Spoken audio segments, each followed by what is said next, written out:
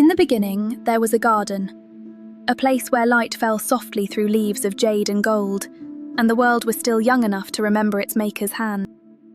They called it Eden, a paradise woven from rivers and rain where every dawn arrived like a quiet hymn.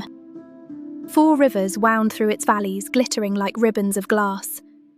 Their waters carried the scent of figs, of cedar, of something older than memory.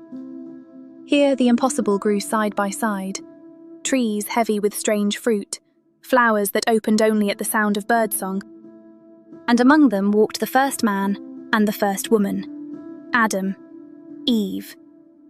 Their footsteps soft upon the moss, their eyes wide with wonder. They moved without fear, for fear had not yet been born. Lions rested in the shade beside lambs, birds settled upon their open palms. Every creature knew its name, and every name had been spoken with tenderness. At the heart of the garden stood a tree unlike the others. Tall, silent, its fruit shimmering with a light that seemed to come from somewhere beyond the world. It was the tree of the knowledge of good and evil, and of all the gifts of Eden, it alone had been forbidden. But where there is light, a shadow gathers, and in the cool of one fateful afternoon, a shadow began to move.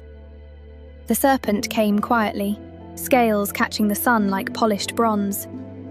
It coiled itself among the branches and it spoke. Its voice was honey and smoke. "Did God truly say," it whispered, "that you must not eat of this tree? Surely you will not die. Your eyes will be opened. You will be as gods." Eve listened. The fruit glowed before her, beautiful, impossible, near. Her hand trembled in the long golden hush. And then she reached. The fruit was soft, sweet, warm as a heartbeat. She turned and Adam was there. Without a word, he took it too. For a moment, nothing changed, and then everything did. A wind moved through the garden, low and mournful. The light dimmed. The colours of Eden, once so vivid, began to fade like a dream upon waking. They looked down at themselves and saw, for the first time, that they were naked.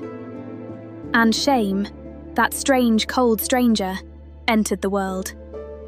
They gathered leaves to cover what innocence had once made beautiful. They hid among the trees that had been their friends.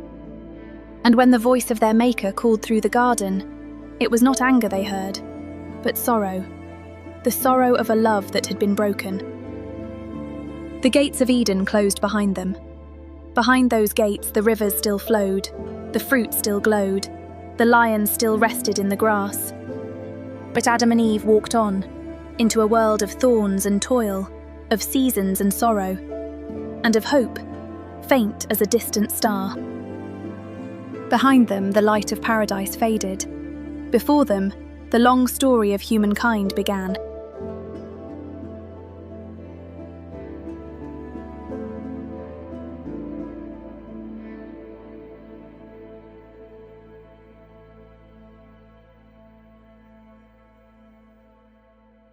Why does this story still matter? Because it is the mirror in which every human heart still sees itself. The longing for paradise, the weight of choice, the ache of what is lost. In Adam and Eve we glimpse our own restlessness, our hunger to know, our pride and our shame. And yet, beyond every closed gate, grace still waits. Their story is the beginning of ours.